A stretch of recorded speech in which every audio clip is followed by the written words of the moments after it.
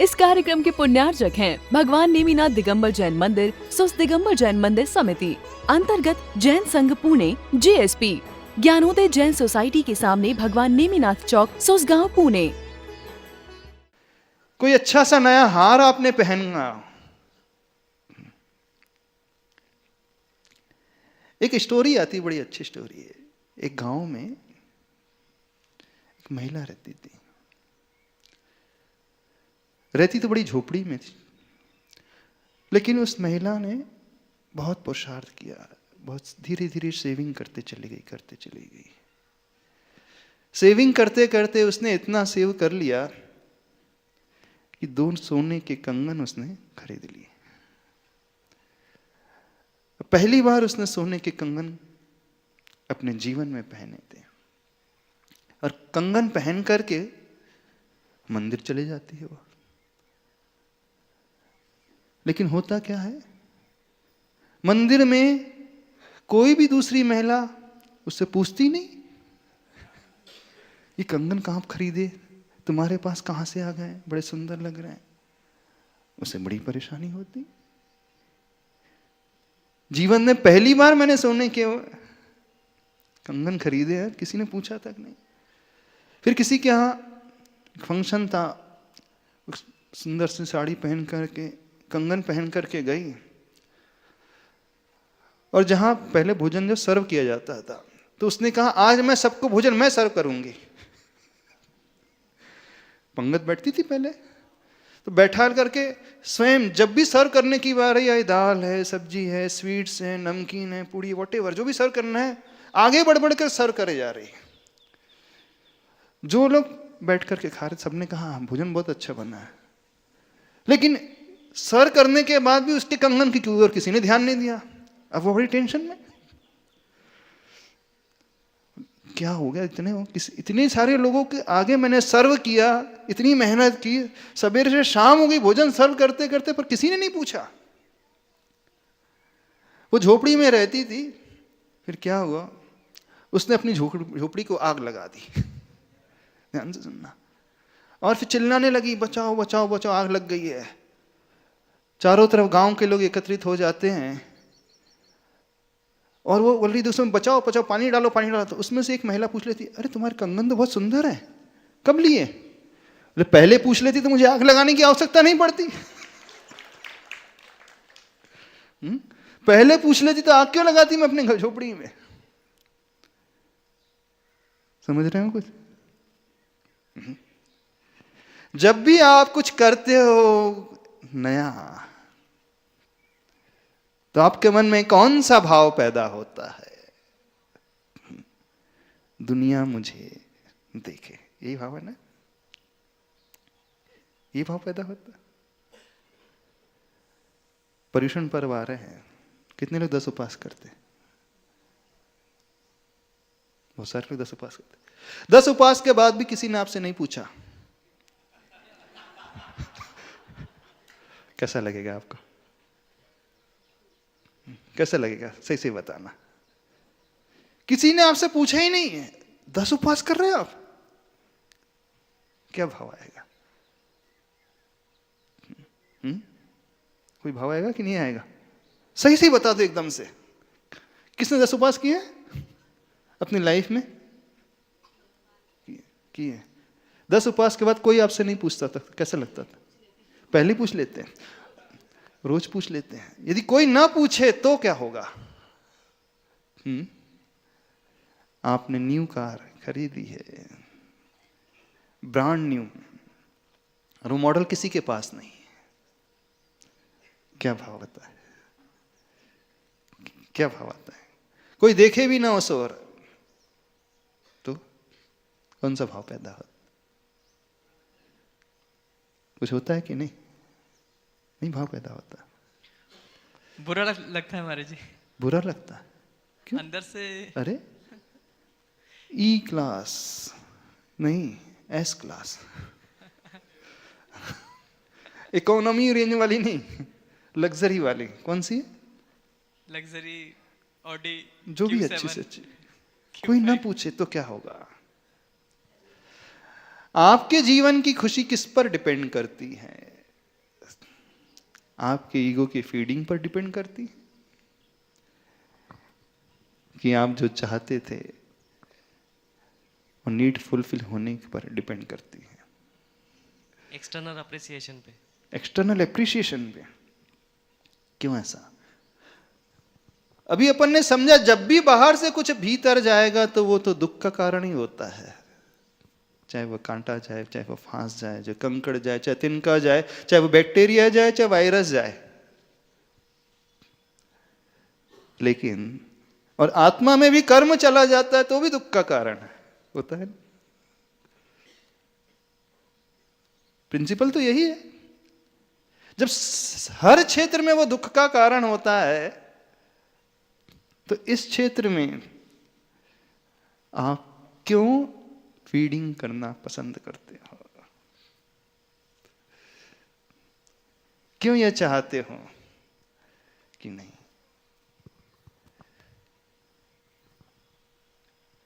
जब when ego comes, the person becomes perpetual beggar.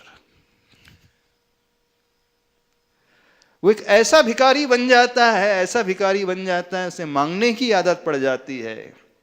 क्या मांगने की? पैसे मांगने की आदत नहीं। आप मुझे देखो, आप मुझे कुछ मानो, आई एम समथिंग। मैं इंजीनियर हूं, मैं डॉक्टर हूं, मैं लॉयर हूं, मैं सीईओ हूं, मैं पति हूं, मैं कुछ तो भी हूं। उसमें रस आता है महाराज जी, आनंद आता है। रस आता है? कांटा लगने पर रस आता है? ईगो में रस आता है महाराज जी। कांटा लगने पर रस आता है? हाँ? वो कांटा तो लगता नहीं महाराज जी, उधर रसगुल्ला लगता है। कांटा नहीं लगता? नहीं, कांटा चुभ जाए तो आनंद तो नहीं आता है ना? मगर इसमें तो आनंद आता है। दो लोग अगर तारीफ करें और मान लो वो व्यक्ति उसे छोड़ना नहीं चाहता, मान लो अगर पद मिल गया तो पद छोड़ना नहीं चाहता कि उसमें तो रस आ रहा है, आनंद आ रहा है। आनंद आधि में भी नहीं, व्याधि में भी नहीं, उपाधि में भी नहीं, कि उपाधि में आनंद है। प्रैक्टिकली आता है महाराज जी। आता है? मानता है। मानता है? अच्छा, किसका? क्या मानते हैं? क्या मान करके जीते हो? एक स्टोरी सुनाते, बड़ी अच्छी स्टोरी है, सुनी थी कभी। सम्राट अशोक का नाम सुना है? हाँ? चंद्रगुप्त सम्राट का पौत्र सम्राट अशोक है। वो बड़ा धार्मिक था तो उस युग का सम्राट, पूरे भारत देश को जिसने अखंडता के सूत्र में बांधा था, उससे बड़ा सम्राट उस समय कोई नहीं था।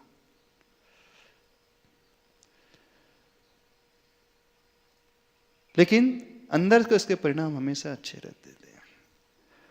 हमेशा वो गुरुओं के पास जाता था, गुरु की भक्ति करता था। जब पूरे देश का वो अखंड सम्राट बन गया, उसका स्टेटस बहुत बढ़ गया।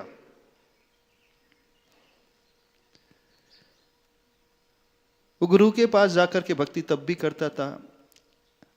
एक बार की बात है, जंगल से गुजर रहा था, दिखता क्या है, एक गुरु साधु महात्मा चले आ रहे हैं। वो अपने रथ से उतरता, अपने वजीर के साथ, मंत्री के साथ, गुरु चरणों पे अपना सिर रख देता। गुरु का आशीर्वाद पाता। लेकिन उसके वजीर को यह बात हर्ट करने वाली प्रतीत होती है। जब दर्शन करके वो लौट करके आते अपने राजमहल पे, तो वजीर सम्राट से कहता है, राजन, आप कहां इतने बड़े चक्रवर्ती के पद पर हो, सम्राट के पद पे हो, और एक नंगे भिखारी के चरणों में आपने सिर रख दिया।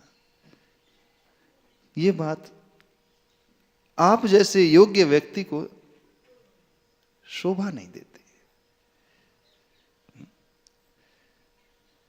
आप तो ऐसे लेट करके नमस्कार कर रहे थे, आपने अपने कपड़ों की परवाह नहीं की, अपने पद की परवाह नहीं की।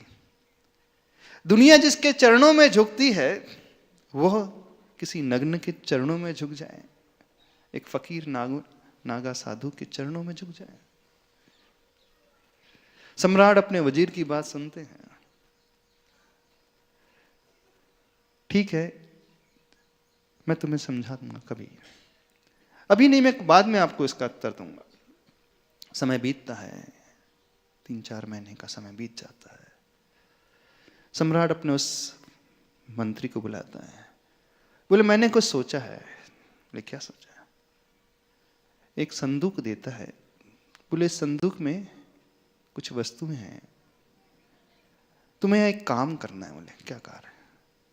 आज इस राज्य में जाना है और इस वस्तु को बेच करके आना है और मुझे आकर के बताना है कितने में ये वस्तु बिकती है। ठीक है, अब राजन की आज्ञा थी तो मंत्री कैसे टाल सकते थे। लेकिन जाने के पहले उन्होंने संदूक खोल करके देखा आखिर इसमें है क्या, कीमती क्या चीज है। तो जैसे ही खोल करके देखते हैं तो आश्चर्य से भर जाते हैं, ये भी कोई बेचने की चीज है।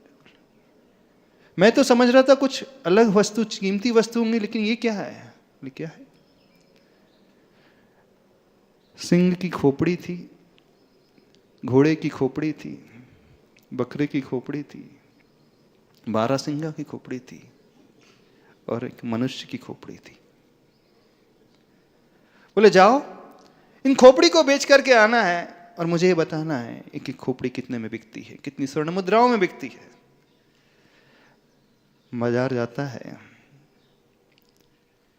बड़े बड़े सेठों के जाता है। जैसे ही सेठ उस सिंह की, शेर की खोपड़ी को देखते हैं, एक सेठ ने 1000 स्वर्ण मुद्रा देख करके उसे खरीद लिया। दूसरे ने उस बारहसिंगा की खोपड़ी को खरीद ली, स्कल को खरीद लिया। तीसरे ने उस बकरी को खरीद ली, खोपड़ी को। सारी खोपड़ी बिक गई। जब मनुष्य की खोपड़ी की बात आई, किसी ने उसे खरीदने के लिए हामी ही नहीं भरी। वजीर लौट करके आते हैं शाम को, राजन से कहते हैं राजन सारी खोपड़ी बिक गई, बस मनुष्य की खोपड़ी रह गई। तो राजन पूछते क्यों, मनुष्य की खोपड़ी क्यों नहीं बेच पाए? मैंने बहुत कोशिश की, सबसे कहा, लेकिन किसी ने नहीं खरीदने को, किसी ने खरीदा ही नहीं। बाकी खोपड़ी का क्या हुआ? बोले बहुत अच्छा दाम मिला, किसी का 1000 स्वर्ण मुद्रा, किसी की 500, किसी की 300, किसी की 200 मिल गया, बहुत अच्छा। बोले ऐसा करो, ठीक है, अभी इसके लिए कोई दाम देने को तैयार नहीं, जाओ एक बार और पुरुषार्थ करो, यदि कोई ना दे तो फ्री में दे करके आ जाओ। अब वजीर फिर निकलते हैं बाजार में, अब सबसे निवेदन करते हैं, कोई पैसा देने को तैयार नहीं है। अब वो कहते हैं ठीक है, अच्छा ऐसा करो, फ्री में ही इसे रख लो। बोले फ्री में? मनुष्य की खोपड़ी रख करके मैं क्या करूंगा भाई? सब जगह घूमने के पश्चात भी कोई भी उसे लेने को तैयार नहीं, तो मायूस होकर के लौट करके राजन के पास आते। बोले राजन इसे फ्री में भी लेने को कोई तैयार नहीं है। बोले अब तीसरी बात राजन उससे पूछते हैं, अब मैं एक प्रश्न तुमसे पूछना चाहता हूं, जिस दिन मैं मर जाऊंगा, सही सही कहना, मेरी खोपड़ी को कितने लोग अपने घर में सजा करके रखने के लिए तैयार हो जाएंगे? वजीर से राजन ने पूछा, सम्राट अशोक पूछते हैं, बोले मेरी खोपड़ी को कितने लोग अपने घर में सजा करके रखने के लिए तैयार हो जाएंगे? तो वजीर गर्दन नीचे लटका करके सुनता रहा, कुछ कह नहीं पाया। सम्राट फिर पूछते हैं, बताओ। बोला गुस्ताखी माफ हो तो कह दो। हाँ बोले कह दो, निडर होकर निसंकोच करके कह दो। आप नाराज तो नहीं होंगे? बिल्कुल नाराज नहीं होंगे। राजन आपकी खोपड़ी को भी कोई भी अपने घर में ड्राइंग रूम में लगाएगा नहीं। बोले मुझ जैसे सम्राट की खोपड़ी को भी लगाने के लिए तैयार नहीं होगा? बोले नहीं राजन, इससे तो कोई भी नहीं चाहता। राजन कहते हैं सब देख लिया तुमने इस खोपड़ी की कीमत? इस खोपड़ी को कोई भी नहीं चाहता, पैसे में छोड़ दो, मुफ्त में भी कोई लेना नहीं चाहता। एक सामान्य व्यक्ति, गरीब व्यक्ति की नहीं, एक सम्राट की भी खोपड़ी को कोई नहीं चाहता। कितनी कीमत है इस खोपड़ी की? तुम उससे उस दिन मुझसे पूछ रहे थे सम्राट होकर के, चक्रवर्ती होकर के एक नग्न साधु के चरणों में तुमने सिर रख दिया। कितनी कीमत है इस खोपड़ी की? कीमत है कि नहीं है?